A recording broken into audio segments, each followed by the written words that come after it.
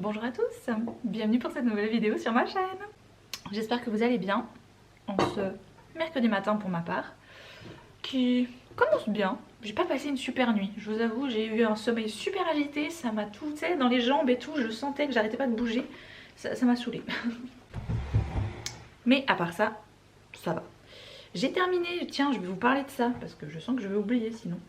Oh là là, je me connais. Oui, bah viens, viens.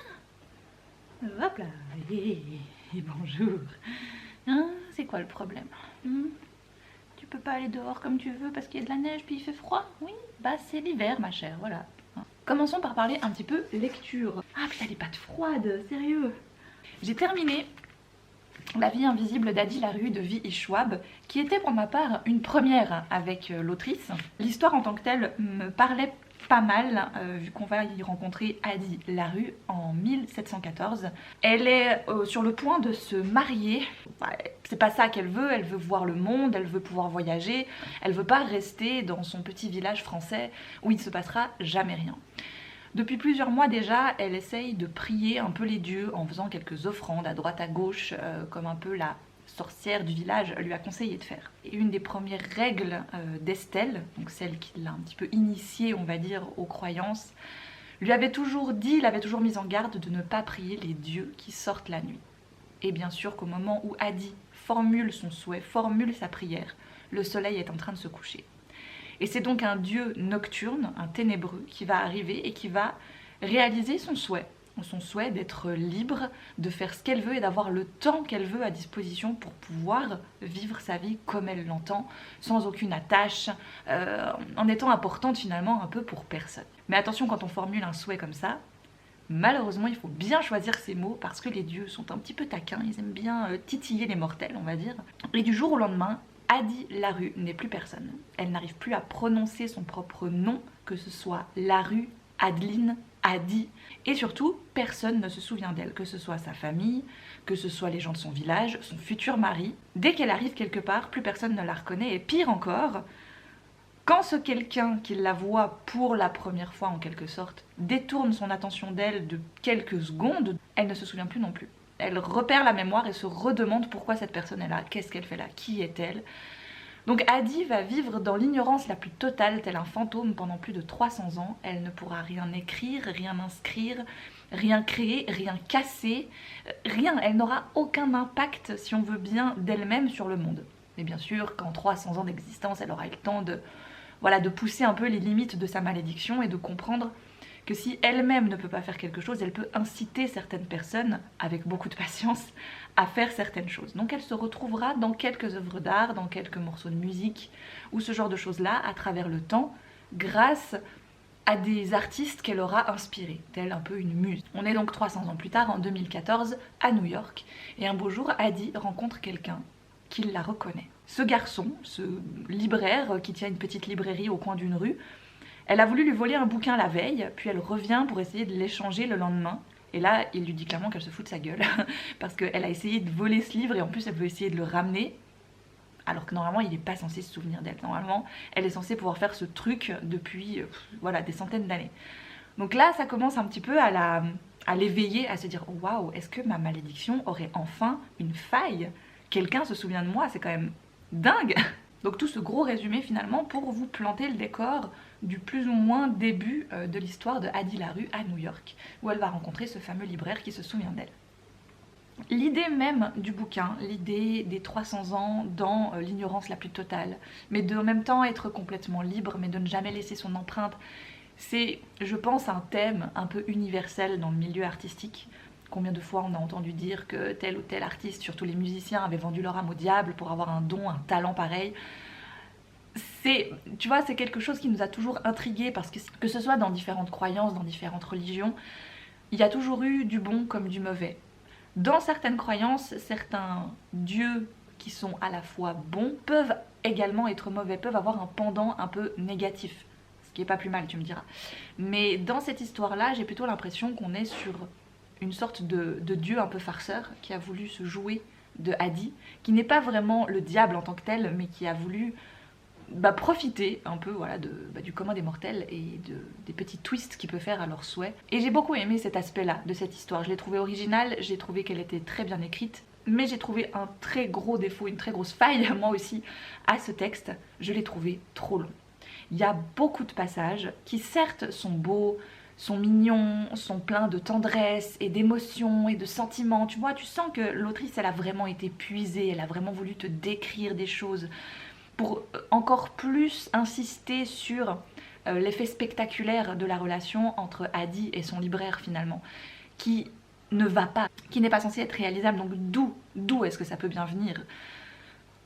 Et d'avoir tous ces petits moments entre les deux personnages, c'était très plaisant, mais au bout d'un moment ça faisait trop. Il y a certains livres dans lesquels j'ai aucun problème à ce qu'ils soient longs, à ce qu'ils soient plein de descriptions, ou ce genre de choses là, mais là tu sais qu'à un moment donné il doit y avoir une finalité, il doit y avoir un point final à cette histoire. Il la reconnaît, il se passe quelque chose, c'est quoi l'explication? Tu attends quelque chose. Et moi du moment que j'ai ce genre d'histoire entre les mains, j'ai besoin que l'explication finisse par arriver.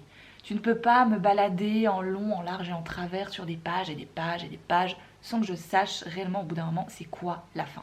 Et c'est même pas que la fin m'aura déçue parce que la fin est très très bonne. Je l'ai vraiment beaucoup aimée, j'avais un peu peur, je me demandais ce qui allait se passer. J'ai vraiment eu la trouille d'un truc et heureusement ça ne s'est pas passé. Donc ça pour moi c'était hyper bien joué. Tout le début aussi tu vois avec ses premières années dans l'ignorance etc. J'ai trouvé que c'était très intéressant. Mais c'est vrai qu'à un certain moment, à New York en 2014, ça devient un petit peu longuet. Et c'est même pas du longuet parce que tu sais que tu es dans une grande saga avec plein de personnages, tu vois, où là j'apprécie la longueur de certains textes. Là c'était plus pour marquer le coup, pour marquer le lecteur à dire regarde comme c'est inhabituel et regarde ce que j'en fais et regarde comme c'est beau ce qu'ils sont en train de vivre et toute la complexité de tout ça. Et je l'ai vu, c'est bon, tu vois, en gros j'ai compris ce que l'autrice voulait montrer mais elle me l'a montré trop souvent. Parce qu'au bout d'un moment m'a un peu lassée. Mais ça reste une très bonne lecture, j'ai trouvé très intéressante. Je comprends son succès, je comprends les très bons commentaires. Je comprends aussi un peu le désarroi peut-être de certains lecteurs face à ce texte, parce que c'est vrai qu'il est un peu inhabituel, il est un peu ovni comme ça, mais moi j'aime bien les textes un peu ovni. C'est pas vraiment vrai, parce qu'en parlant de textes ovni, j'ai lu De pierre et d'os de Bérengère Cornu. Enfin je l'ai pas lu, je l'ai écouté en livre audio. Et par moments quand je sais qu'un livre audio ne m'a pas convaincue, je peux peut-être potentiellement mettre ça sur la personne qui lisait le livre. Est-ce que finalement ça m'a vraiment plu? Là j'avoue que j'ai eu un petit peu de la peine, c'était très beau, mais il y avait beaucoup de moments et de passages où j'étais un peu perdue. On va rencontrer un personnage féminin qui va se faire prendre dans les glaces et qui va être séparée de sa famille. Donc elle va essayer de survivre. On est chez les Inuits, il fait très froid, il faut chasser, il faut pouvoir survivre. Leurs croyances, leurs dieux, leurs prières, leurs traditions aussi sont évidemment très différentes des nôtres, mais moi ça me dérange pas, j'adore découvrir, j'adore connaître de nouvelles choses dont je suis curieuse, et là typiquement j'ai été très curieuse de découvrir tout ça. Mais c'était la complexité derrière tous les noms des personnages, des gens qu'elle va croiser, puis les moments très flous finalement entre rêve et réalité, entre transe et réalité des personnages, les différents liens qu'ils ont les uns avec les autres. Certaines mères sont également la fille de leur propre fille, certaines grand-mères. Les liens familiaux ne sont pas les mêmes que chez nous, et ce qui m'a perdue, parce qu'il y avait trop de choses. Il y avait trop de nouveautés, en fait, si vous voulez, pour moi. Je découvrais un bout, puis après, en fait, on m'en montrait un autre, et tout se mélangeait dans ma tête, tous les noms, un coup il est mort, mais non, mais en fait il va revenir, mais en fait il est protégé, mais... Voilà, c'était intéressant, mais j'avoue que sur la longueur, ça m'a un peu perdu. Un petit peu dommage, parce que c'était vraiment hyper prenant à certains moments, c'était hyper différent, c'est un ovni quoi, tu vois, ce bouquin, vraiment encore plus que celui-ci, tu vois. Mais voilà, il aura un petit peu trop charrié ma concentration, on va dire. Et je terminerai ce petit point lecture avec le deuxième tome du manga Fangirl, que j'ai pris, mais alors un plaisir à lire, à redécouvrir, oh mais mon dieu, mais Lévi, mais je l'imaginais déjà parfaitement dans ma tête, tu vois, dans le bouquin, à force de le relire et tout, mais en vrai, comme ça, dessiné, il est encore plus parfait. Bien, et si j'allais m'habiller? Because pyjama, il est 9h20 ma chère quand même. Peut-être faire ça, hein. Mais je ne peux pas, j'ai un chat sur moi. L'éclatasse du truc. Non mais regardez ça. Oh ça va, je te dérange pas là? Comment te dire? Un petit peu. Et bien voilà, on n'est pas mieux comme ça, on est mieux comme ça. Je suis en attente de ma coloration qui doit arriver, parce que là ce n'est plus possible. Et alors la totale, hein, j'ai rasé derrière mais j'ai pas recoupé mes longueurs. En plus on a été samedi à la piscine, donc je les ai lavés à la piscine. Mais du coup tu sais, tu fais pas comme toi tu ferais tranquille chez toi, tranquillement avec ta routine etc. Là on était un peu tu vois dans le... On est à la piscine quand même, machin et tout. Bref, j'ai bien aimé retourner à la piscine, c'était cool. On a été parce que pour la première fois Alice allait à la piscine avec l'école lundi après-midi. Et c'est une nouvelle piscine qui a ouvert pas très loin de chez nous. Et on s'est dit bah tiens, l'occasion s'y prête, on va aller la voir nous aussi de notre côté, comme ça. Premièrement pour déjà voir à quoi elle ressemble, si elle est bien, bon, elle est toute neuve, tu me diras mais voilà, tu peux faire du neuf pour rien. Et de deux aussi parce que comme ça Alice allait avoir une première impression de la piscine lundi après-midi quand elle arrivait avec l'école, elle n'allait pas être oh mon dieu c'est quoi tout ça, tu vois, enfin elle arriverait en terre connue. Et j'avoue que de mon côté ça m'a fait grave du bien de retourner faire des longueurs. À un moment donné j'ai laissé Vincent et Alice dans le petit bassin et j'ai été nager un moment. Et pourquoi? Bah si, je sais pourquoi je retournais pas à la piscine, c'est que l'autre piscine couverte qu'on avait dans la région, elle est nulle. Mais nulle, tu sais, c'était la piscine dans laquelle on faisait nos cours de natation quand on était à l'école, nous aussi. Et tu sais, elle est vieille, elle est... tu sais pas trop ce que tu vas choper, bref, j'en avais aucune envie de retourner là-bas, ce qui fait que je n'y étais jamais retournée. Et Mora, clairement, j'avais pas envie parce que c'est vraiment trop loin pour moi, Mora. Elle est très cool, la piscine de Mora, mais c'est vrai que j'ai pas le courage de faire je sais pas combien de temps de trajet juste pour aller nager, tu vois. Et bref, là, cette nouvelle piscine qui ouvre, qui est couverte, qui est vraiment sympa et tout, ça m'a super donné envie de reprendre la natation. Je me dis pourquoi pas aller faire des longueurs de temps en temps, tu sais. Ah, le bonheur d'être seule le jeudi matin. Et j'ai mon chat qui me miaule dessus intensément depuis ce matin, je ne sais pas pourquoi. Ah mais si, je sais pourquoi. Hein? C'est ça que t'aimes pas, hein? Regarde. Quand je la regarde, moi la melon, mon cœur acier. Devant son corps de femme, je suis un géant de papier. Je vous avais dit qu'avec ma maman on a donc terminé Lost. Un an, un peu plus d'1 an on a fait pour se mettre à jour. Je pense qu'on a mieux compris et plus analysé et plus emmagasiné d'informations qui permettent de peut-être mieux appréhender et comprendre la fin en les regardant tous les uns après les autres. Donc on se faisait quand même 3 épisodes par semaine, ce qui fait que les 6 saisons nous ont fait un tout petit peu plus d'une année parce que t'enlevais des fois les vacances, des fois les je suis trop fatiguée, des fois les trucs du style. Je pense honnêtement que ça a sauvé un peu la série, la fin en tout cas de la série dans mon esprit. Il y a encore un peu des trucs que je capte pas, qui sont mal foutus, qui sont mal expliqués, qui sont pas expliqués. Mais je trouve que d'avoir tout regardé vraiment à la suite comme ça, c'était pas mal. C'était sans pause, sans tu vois, perdre le fil et tout. Ça rendait le truc peut-être un chouïa plus compréhensible. Peut-être que c'est le genre de série qui aurait dû sortir, tu vois, aujourd'hui, à l'époque de Netflix et les trucs où tu sais, t'as vraiment toute la saison en une fois. Je sais pas. Bon, peut-être pas en fait. I don't know. Et évidemment, gros moment, hier, vous l'avez peut-être vu, j'ai sorti ma vidéo de journal intime où je vous lis des passages de mon journal intime de mes 12 à 14 ans, plus ou moins, je dirais.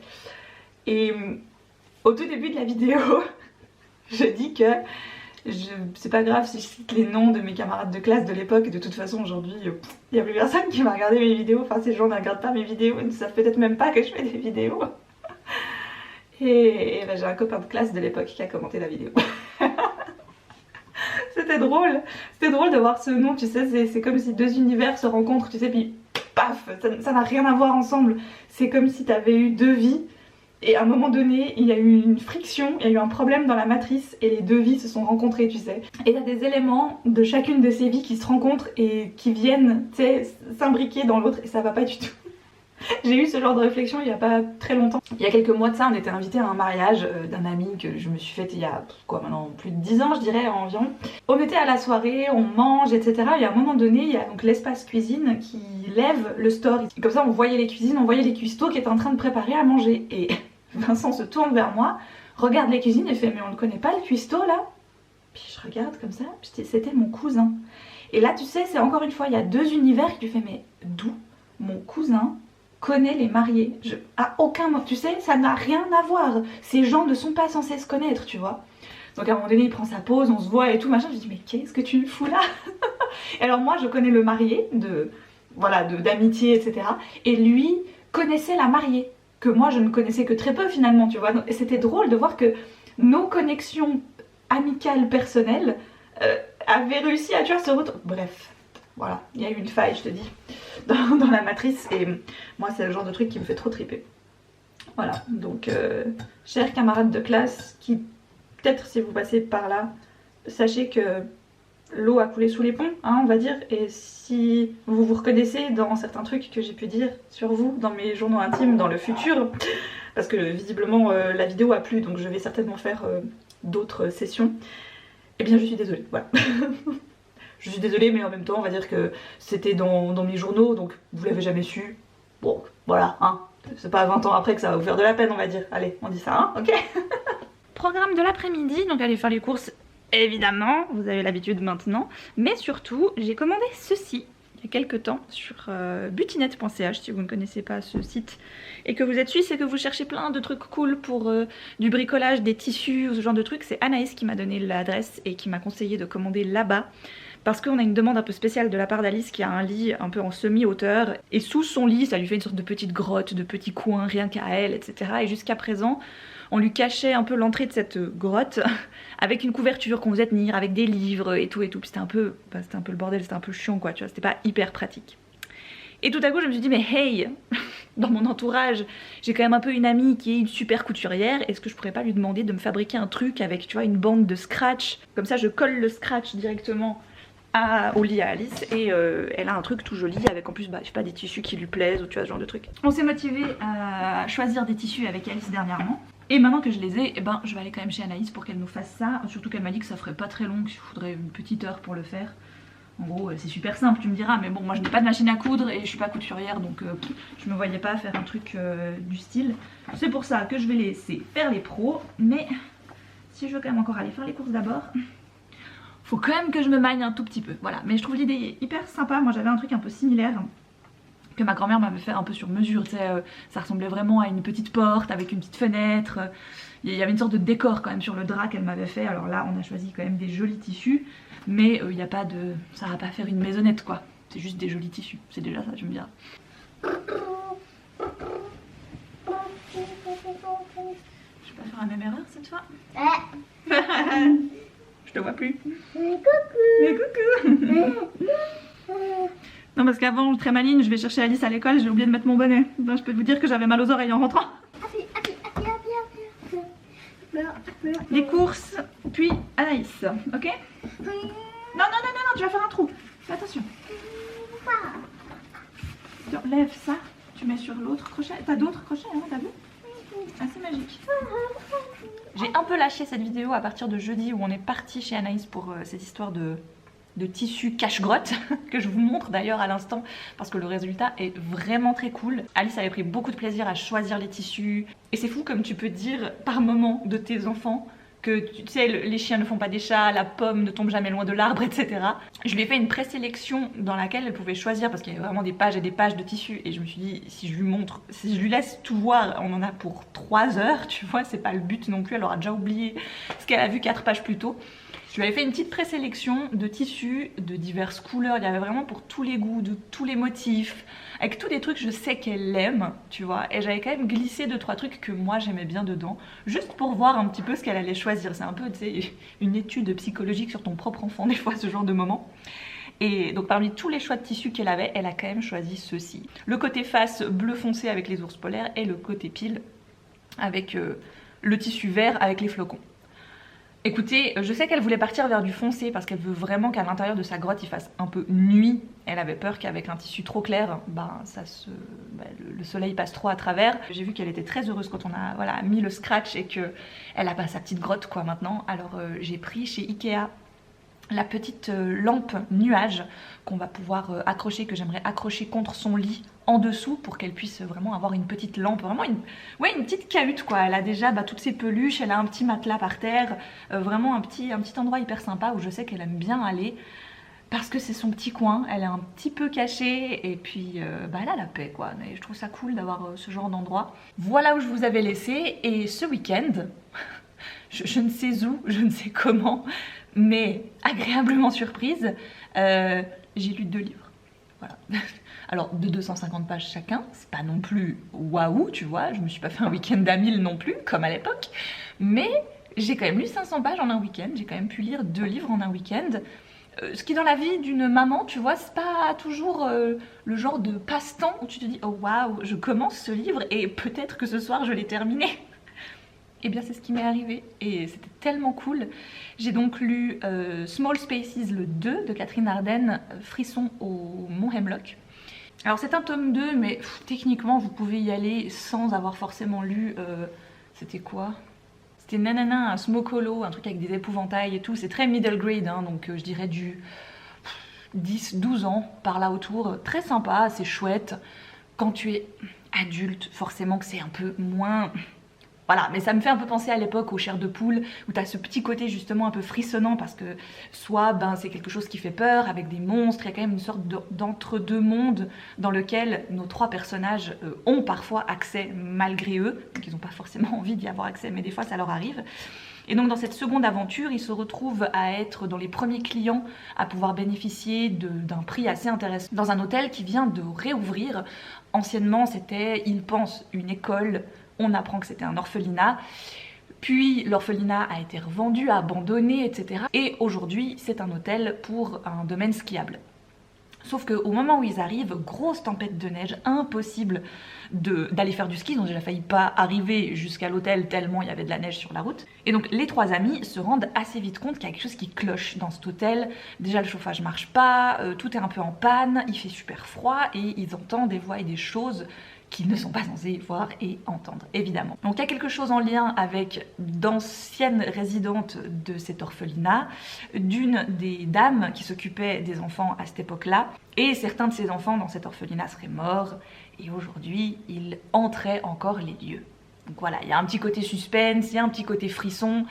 Je pense, franchement, c'est la bonne dose. À mon avis, à cet âge-là où ils sont préconisés, j'aurais eu pile ce qu'il faut de...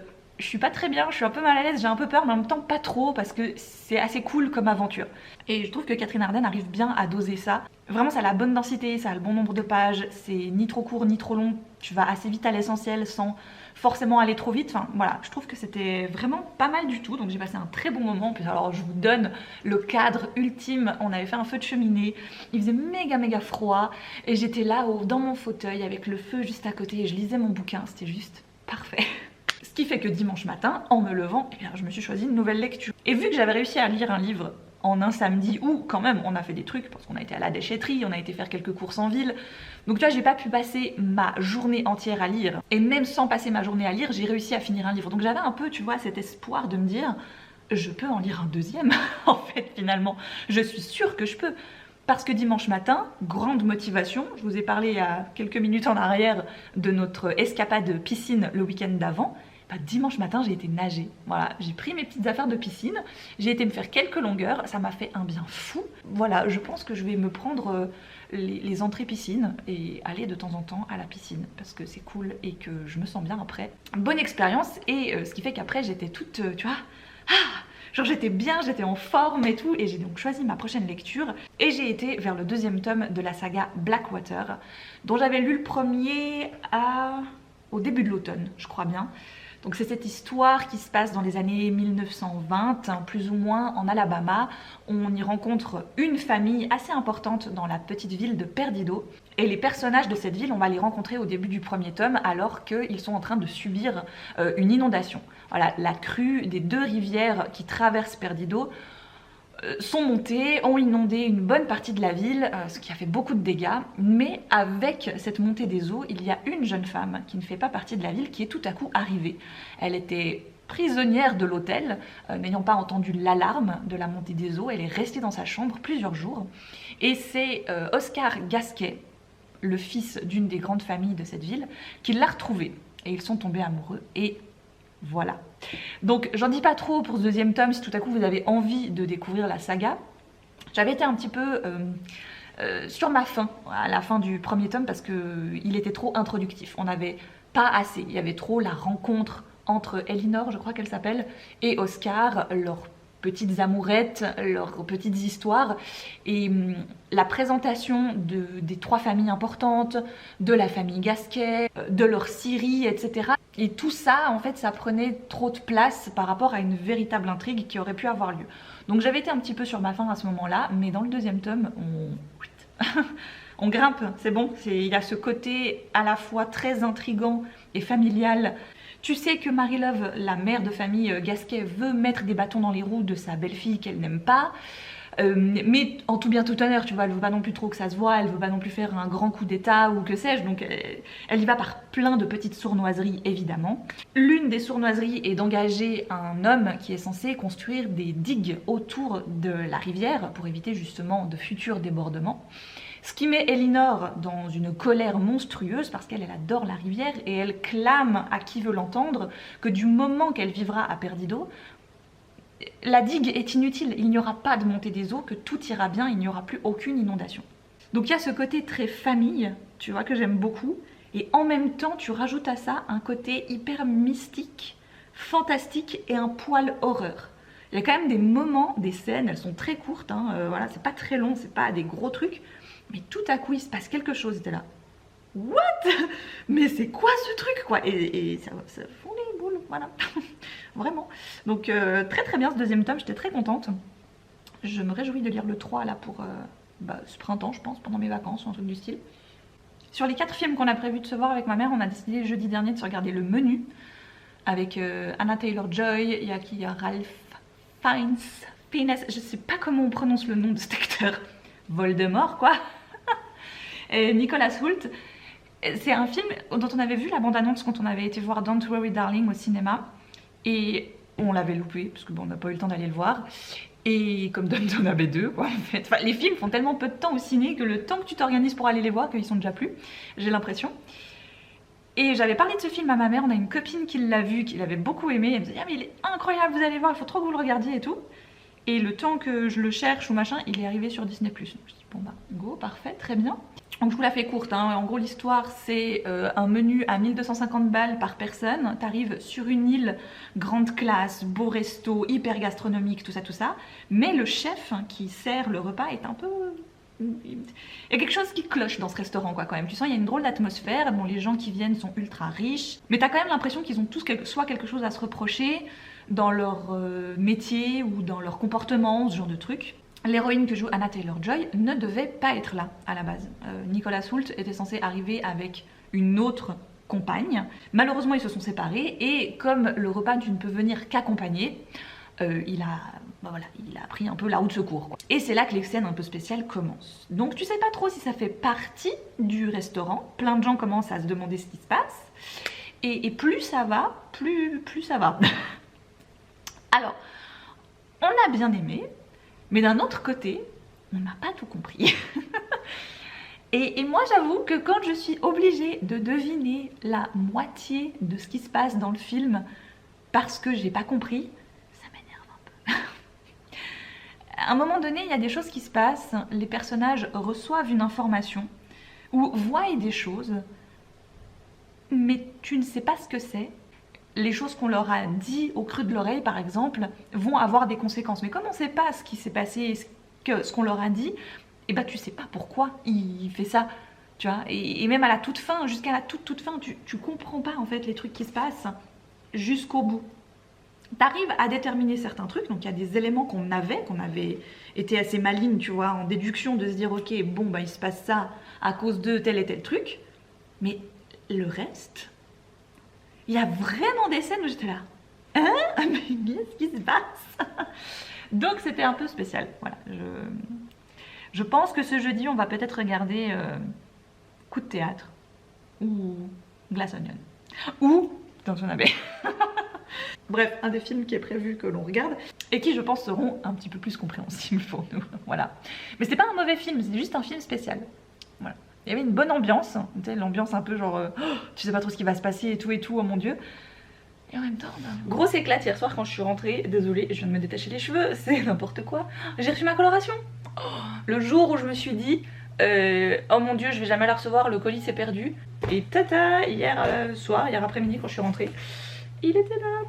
Voilà, c'est toujours comme ça, c'est quand tu commences à te demander où sont les trucs que pouf, ils arrivent. Ça reste de la coloration, même si c'est végétal et que ça part quand même assez facilement, ça reste une coloration. Donc des petits gants, n'est-ce pas? Qu'est-ce qu'on a ensuite? Le fameux shampoing aux orties que tu fais donc avant. Tu te mouilles la tête, tu te laves les cheveux à ça. Tu fais ensuite ta coloration, tu laisses poser 3 heures, plus ou moins 2h30, 3 heures. Puis quand tu rinces, tu ne refais pas de shampoing, tu mets un petit après-shampoing au Liang Liang qu'ils mettent avec. Une Charlotte, évidemment. Et puis, la mixture. Hop. Et le petit pinceau.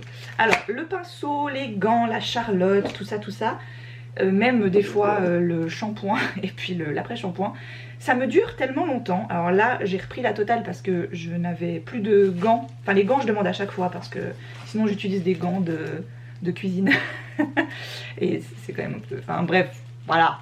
C'est pas non plus l'idéal. Donc les gants, je laisse toujours. Mais vous pouvez toujours demander à ce qu'on vous enlève quelque chose. Parce que est-ce que tu as besoin d'avoir un pinceau à chaque fois que tu vas commander ta box? Non.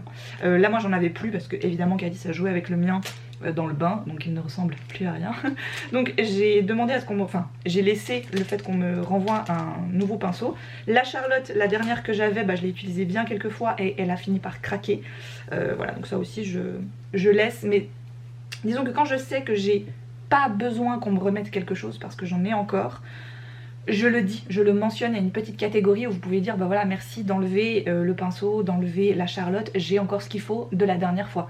Voilà, ça évite que tu te retrouves avec, tu vois, un nombre incalculable de pinceaux et de machins. C'est toujours mieux que d'accumuler. Donc voilà ma petite mixture que je vais faire ce week-end, j'imagine, en compagnie de Vincent qui m'aide quand même beaucoup. Alors de mon côté, vous le voyez là, il y a beaucoup de matière. Là derrière, j'ai plus de cheveux, j'ai coupé. Et ça, normalement, c'était la quantité qu'on m'envoyait quand j'avais mes longs cheveux. Pour ceux qui s'en souviennent. Ce que j'ai fait déjà quand je les ai coupés, c'est que je séparais la mixture en deux. Donc je remettais la moitié de la poudre dans le sachet. Je faisais ma préparation avec uniquement la moitié du sachet. Ça suffisait amplement pour faire toute ma tête sur cheveux carrés, quoi. Et puis là, depuis que j'ai plus là derrière et que je mets juste un tout petit peu sur mon crâne un peu rasé, quoi, un peu tout court, et ben je vais même diviser par 3. Ce qui est hyper cool parce que ça me permet d'espacer mes commandes. C'est toujours ça de prix. Voilà, petite astuce. Au début, c'est toujours bien de tout utiliser pour être sûr d'en avoir assez. En même temps, si tout à coup tu as préparé ta mixture et que tu te rends compte que tu n'as pas réussi à faire toute ta tête, tu peux toujours en refaire. Tu vois ce que je veux dire? Donc c'est pas très grave, voilà. Moi les 2 dernières fois, j'avais un peu beaucoup parce que j'avais séparé ma mixture en 2 seulement, comme avant. Et on s'est retrouvé avec Vincent à ce que j'en ai vraiment beaucoup sur la tête. Il y en avait trop, quoi, clairement. Bref, c'était le déballage du jour. Waouh, qu'est-ce que c'était fantastique et incroyable. Oh mon dieu! J'avais commencé une phrase et j'ai jamais fini. Ce week-end, on teste les 2 chansons disponibles sur Just Dance 2023. Quand t'as pas le jeu encore, il t'autorise à tester 2 chansons. C'est un peu, voilà, c'est pour de la démo, c'est pour que t'essayes, pour que ça te fasse acheter le jeu, quoi. Voilà. Et donc très bien réussi parce que je sais que c'est quelque chose qu'on aime bien faire avec Alice, on adore se faire du Just Dance. On a quelques anciennes versions, donc au bout d'un moment, tu vois, t'en as un petit peu marre de celle-ci. Et puis, surtout, dans l'édition 2023, pour la première fois, il y a une chanson de Taylor Swift. Voilà, il y a une chorégraphie Taylor Swift. Donc forcément que j'étais un petit peu... il y a du Linkin Park, il y a du Evanescence, enfin tu sais, les trucs où tu dis genre... Mais what? mais pourquoi? Mais qu'est-ce qu'ils veulent vraiment que les trentenaires continuent à acheter ce jeu? C'est pour ça qu'ils le font comme ça. Et on regarde ces démos, on les fait, on rigole bien. Bien sûr que dans les chansons, tu vois, encore bloqué parce que tu n'as pas officiellement le jeu. Qu'est-ce qu'on voit? We Don't Talk About Bruno de la famille Madrigal dans Encanto. Évidemment qu'Alice venait de le revoir samedi, donc tu as tout de suite genre mais c'est dans le dessin animé. Voilà, bref. On était sur la Switch, je demande à Vincent de regarder combien il coûte en dématérialisé, donc si tu l'achètes en ligne sur le Nintendo Store. Il était, la version de base, à 69,90, soit 70 balles, quoi, tu vois. Le prix que tu t'attends à le payer en magasin parce qu'il est dans une boîte en plastique et que dans ta boîte en plastique il y a une disquette. C'est cher pour un jeu de danse, mais c'est une fois de temps en temps. Toute la famille joue, c'est fun, bon, voyons voir. Enfin, j'étais à ça, tu sais, de me dire, bon, allez, viens, on le prend quand même comme ça. Et là, Vincent me dit de quand même voir le prix de la version boîte sur les sites de magasins, quoi, type MediaMarkt, Microspot.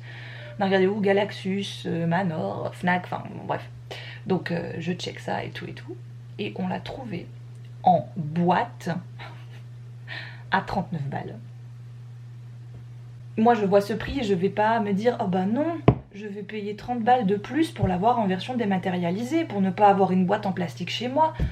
Au bout d'un moment, je veux bien faire, mais je suis pas débile non plus, tu vois. Enfin, je veux dire, quand la version physique est moins chère que la version numérique, je ne comprends pas. Mais bon, bref, je prends cette version à 40 balles, donc je récupère ça, on nous l'envoie par la poste, on le reçoit hier matin. Donc hier soir, Vincent me montre le truc, on fait la petite chorégraphie de Taylor et tout, enfin bref, je suis dans kiff total. Et là il me dit, le plus drôle c'est que c'est une boîte vide, dedans il y avait juste un code. Donc la boîte en plastique dans laquelle t'as imprimé ta pochette de jeu, où t'as même pas mis de cartouche dedans, elle coûte moins cher que la version toute simple en digital sur le shop en ligne. Donc là pour moi ça reste un mystère. je comprends pas. Soit le magasin avait mais genre un stock incroyable et ils se sont dit vas-y go, on fait péter la marge et on le brade à tu vois, je sais pas, ça fait combien, 40%, 30%, tu vois, mettons. Et comme ça on est sûr que les gens ils l'achètent chez nous, tu vois. J'ai pas compris. C'était peut-être ça, c'était genre je sais pas. Et même Vincent, pour vous dire, qui quand même, si vous êtes là depuis longtemps, vous savez, est un ancien vendeur de jeux vidéo, est un grand fan de jeux vidéo depuis sa tendre enfance, et ben il a pas compris. Voilà. J'ai pu tester ma chorégraphie de Taylor Swift.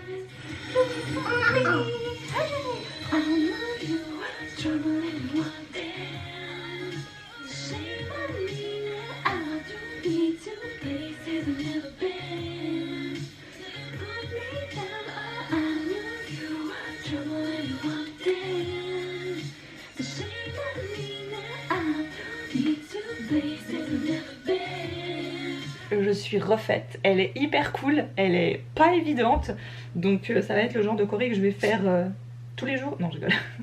Mais j'aimerais bien la savoir bien, tu sais, parce que j'ai jamais...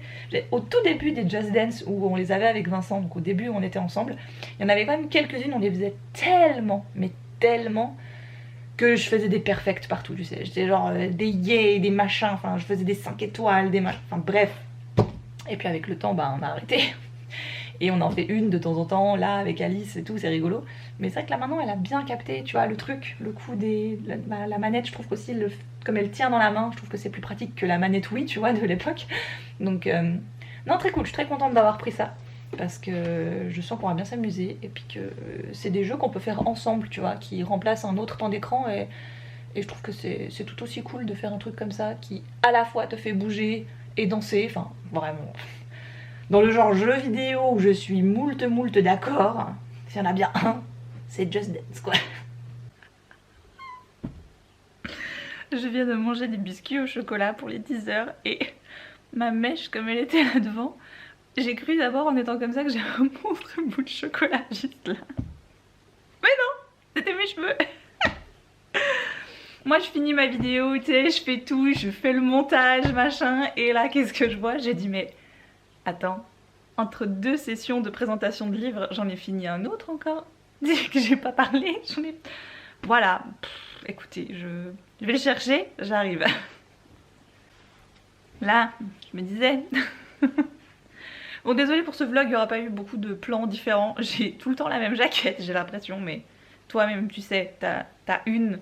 Tu sais, un gilet, une jaquette comme ça que tu affectionnes particulièrement et quand tout à coup tu dis hey, mais je pourrais la remettre, ça fait super longtemps que je l'ai pas remise. Ce qui fait que quand je me rends compte de ça, bah je la porte pendant 10 jours d'affilée. Santé. Et non, d'ailleurs, c'est pas du thé, c'est de la tisane. Ah. Avant de vous parler de livres, il faut que je vous montre. Je vous les ai déjà montrés, mais je vous les avais pas montrés en live, tu vois, en action. Là, il est pas en action, mais il l'était hier soir. Vous vous rappelez ce magnifique petit bougeoir. Donc j'ai son frère jumeau qui est de l'autre côté, hein. Donc ça c'est celui qui est sur ma table de lecture là pour mes sessions lecture du soir. Mais qu'est-ce que je l'aime, regardez ça comme il est beau. Regardez-moi cette bougie, comment elle a bien brûlé. J'adore quand les bougies font ça. Mon but en fait c'est que vraiment, voilà, la cire, elle se soit vraiment... bref, c'est d'un ridicule. Ah là là, je m'extasie sur mes bougeoirs, mais que voulez-vous? Il faut des petits plaisirs dans la vie, hein, c'est comme ça. C'est comme ça et puis c'est tout, voilà, bref. Oh non mais... On aura parlé beaucoup de bouquins, de jeux vidéo, de films et de séries dans ce vlog. C'est bien, ça permet de faire un petit récap, tu vois, et de reprendre sur des bonnes bases pour la suite. Parce que souvent j'oublie, comme là j'aurais pu oublier de parler de ce livre, et ce qui fait que j'aurais dû me rattraper dans la prochaine vidéo et ça aurait plus été assez frais dans ma tête, et j'aime pas faire ça, j'aime, tu vois, vraiment l'instant T. Donc avant de vous parler de ce fameux livre que j'ai failli oublier de vous parler, semaine dernière je termine la première partie de la saison 2, et qui sera je crois la saison finale d'ailleurs, de la série Firefly Lane. En français c'est quoi déjà? À toi, pour toujours... Le titre en français est un peu nul, je n'aime pas trop, bref. Et elle est sortie quand cette saison 2? Fin d'année, là, passe. Et ma meilleure amie, donc la marraine de ma fille, vous commencez à connaître maintenant, je parle tout le temps d'elle, m'envoie un message catastrophé, mais il y a déjà, quoi, 2 mois en arrière, tu sais, qui me dit, t'as regardé la saison 2? T'as vu comment ça a fini? Et moi je là, non, j'ai pas fini, et tout, ne me spoile pas, tu vois, ne divulgage pas tout ça. Et bon, je l'ai bouffé en 3-4 jours là, parce que c'était le moment. Tu sais, c'est ce genre de petite série sur l'amitié. Alors j'adore déjà ce format là parce que Tully et Kate sont 2 meilleures amies d'école d'enfance. Pas toujours d'accord, tu vois, l'une avec l'autre. L'une est plus comme ci, l'autre est plus comme ça. L'une va avoir une famille, l'autre va avoir une carrière. Puis l'autre va décider de vouloir elle aussi avoir une carrière. Puis l'autre aimerait bien avoir une famille, mais... la vie de 2 meilleures copines, tu vois, de vraiment les meilleures amies, elles peuvent tous dire, elles peuvent tous faire, elles peuvent tout... Ah, tu vois ce que je veux dire, c'est à la vie, à la mort, tu vois. Et il faut savoir qu'avec ma meilleure amie, nous avons un petit défaut, une petite tare comme ça un peu dans notre amitié, c'est qu'on est incapable de partir plus de 4 jours ensemble, parce qu'au bout d'un moment, l'une ne supporte plus l'autre et vice versa. On ne se parle plus pendant 2 semaines, mais tu sais, d'un commun accord, quoi. Genre, on a besoin de 2 semaines pour se remettre de l'une de l'autre. Mais après, on peut de nouveau, tu sais, on reprend comme... Tu vois, comme si de rien n'était. On n'a pas les mêmes goûts, on lit pas les mêmes trucs, quoique des fois ça arrive qu'on lise un peu les mêmes trucs, mais elle ne lit pas beaucoup, je lis beaucoup. Les séries, voilà, c'est difficile qu'on tombe sur des séries qu'on regarde toutes les deux. Déjà, ado, c'était pratique, mais on n'avait pas du tout les mêmes goûts pour les mêmes mecs. Que des trucs comme ça, tu sais, la musique, il y a vaguement des trucs aujourd'hui où on se ressemble, mais voilà, on a quand même beaucoup de différences, je veux dire, et je pense honnêtement que c'est ce qui fait que notre amitié, elle est increvable, tu vois, parce que voilà, et j'adore cette série, je suis très déçue d'ailleurs qu'ils l'arrêtent, là, au mois de juin, je pense, avec la 2e partie de la saison 2, ils font cette 2e partie justement pour clôturer un peu la série, parce qu'elle n'a pas été renouvelée pour une saison 3, mais bon, des fois c'est pas bien grave, hein. Mais j'avais trouvé ce côté, j'aime cette amitié. Je la trouve autant dans ses imperfections que dans ses moments de pure amitié, tu sais, vraiment. Elle dépeint aussi de ces moments de l'amitié où c'est pas tout cool, c'est pas tout rose, où l'une n'en peut plus de l'autre, où tu vois, etc. Et ah, voilà, et donc là j'ai enfin fini, j'ai fini en larmes, je lui ai écrit mais genre droit derrière en mode genre c'est bon, on peut reparler, c'est horrible. Pour rapidement finir aussi, ce que j'aime bien dans cette série, je pense, ça peut me faire légèrement penser à This Is Us par moment parce qu'on a plusieurs temporalités. Un coup on les voit ados, un coup on les voit vers la vingtaine, quand elles, tu vois, elles ont leur premier job et tout, au sein du petit journal du coin. Puis ensuite on les voit à la télé, puis ensuite elles ont chacune leur vie, puis... Il y a au début de la première saison un truc que tu captes pas après coup, tu le sais, mais que tu captes pas parce que tu comprends que dans le présent, elles se parlent plus. Et tu sais pas pourquoi. Et tu veux savoir quand même qu'est-ce qu'elles ont bien pu faire l'une à l'autre, ou qu'est-ce que l'une a pu faire à l'autre pour que tout à coup elles se parlent plus, quoi. Qu'est-ce que c'est? Elle est où là? Voilà. Et oh mon dieu. C'est tout bête, c'est le genre de série, tu sais, qui casse pas trop patin un canard, il n'y a pas un budget de dingue. Les actrices elles sont sympas, mais c'est pas non plus... Enfin bref, je les aime bien toutes les deux, cela dit, mais... Voilà, et c'est juste que ça tire sur la corde sensible, moi j'adore. En plus ça parle de potes et d'amitié, c'est beau. Oh bon bref. Voilà, tout ça pour ça. Voilà, j'avais oublié de vous parler de ça. Et donc, de ce livre, qui est vraiment... Alors genre je l'ai Je l'ai lu et voilà. Oh, qu'est-ce que vous voulez que je vous dise? Ce sera vraiment le vlog de la remise à niveau de tout. Hein. Trouver l'enfant de René Denfeld aux éditions Rivage Poche, Rivage Noir. Je suis contente, c'est un premier tome. Alors je comprends pourquoi c'est un premier tome, parce que j'ai vraiment envie de lire la suite du coup maintenant, même si ce sera une autre enquête. On est dans un thriller, qu'est-ce que c'est? Plutôt polar? Ouais, est-ce que ce serait un polar noir? Un petit peu, je dirais presque plus un polar noir qu'un thriller psychologique. Ouais, je pense que ça se rejoint assez rapidement. On est dans une petite ville des États-Unis, mais tu sais, vraiment les petites villes bien perdues où il n'y a rien autour à part des forêts, des montagnes, des forêts, des montagnes. Une petite fille disparaît alors que toute la petite famille avait été coupée l'arbre de Noël. À un moment donné, le couple se retourne et plus aucune trace de leur fille qui a... Quel âge elle a au moment où elle disparaît? 6 ans peut-être, 5 ans. Et donc les parents vont faire appel à Naomi, qui est une retrouveuse d'enfants. Elle en a fait son job. Elle finit généralement toujours par retrouver les enfants dont on l'a chargée de retrouver la trace. Là où ça devient un petit peu, tu vois, en tant que parent en plus et tout, ça... Des fois l'enfant est vivant, c'est bien. Des fois l'enfant est mort. Voilà, donc âme sensible de parents ou de maman s'abstenir. Naomi va se mettre à la recherche de cette petite Madison, à sa manière, c'est-à-dire un peu avec son matos, ses façons de faire, la manière dont elle a, elle, de chercher n'est pas forcément la même que celle de la police par exemple. Elle agira peut-être plus comme un détective privé, on va dire, vu qu'elle est à son compte, elle fait pas partie des autorités, mais elle a une sensibilité, une façon de faire son métier qui lui permet de généralement résoudre quasiment toutes ses enquêtes et toutes les disparitions. L'autrice a une façon assez particulière de construire ses chapitres parce qu'ils sont en 3 temps. Le début du chapitre est généralement consacré à la fille de la neige, que tu ne sais pas trop qui c'est, mais elle est là. Il y a le morceau de chapitre où Naomi cherche Madison, c'est vraiment son enquête. Et il y a un autre morceau de chapitre où tu es plus dans l'enfance de Naomi, et tu l'apprends très vite au début du bouquin. Naomi fait partie de ces enfants qui ont été, en tout cas enlevés, kidnappés, séquestrés pendant de nombreuses années, j'imagine, elle-même l'imagine, et qui un jour a réussi à s'enfuir, mais qui depuis ce moment-là, du moment où elle s'est enfuie, c'est comme si sa vie avait commencé le jour où elle avait été retrouvée, où elle s'était échappée de l'endroit où elle était retenue. Donc sa vie a commencé vers ses 8-10 ans, pas avant. Avant, elle se souvient de rien du tout. Ce qui, j'imagine, explique le pourquoi elle a choisi cette vocation dans son métier, de retrouver des enfants. Donc j'ai beaucoup aimé la construction de ces chapitres qui peuvent parfois être un petit peu flous, parce qu'il faut que tu arrives à refaire la différence entre les différents moments. Ils sont quand même séparés les uns des autres, mais quand même, voilà, à quel moment ça se passe? Est-ce que ça se passe en même temps que l'enquête, ou est-ce que ça se passe avant, ou est-ce que ça se passe après? Enfin, voilà. Mais j'ai bien aimé, ça rythmait pas mal l'enquête. Ce que j'ai beaucoup aimé, voilà, mise en garde toute particulière, si on est parent, c'est quand même toujours un sujet très dur, sensible, qui peut beaucoup nous atteindre, qui peut être très... Oui, c'est dur, quoi.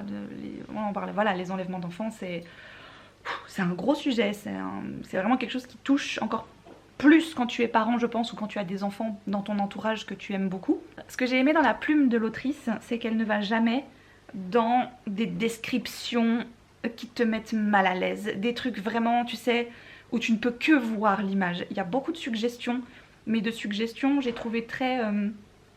je sais pas comment dire, comme une sorte de...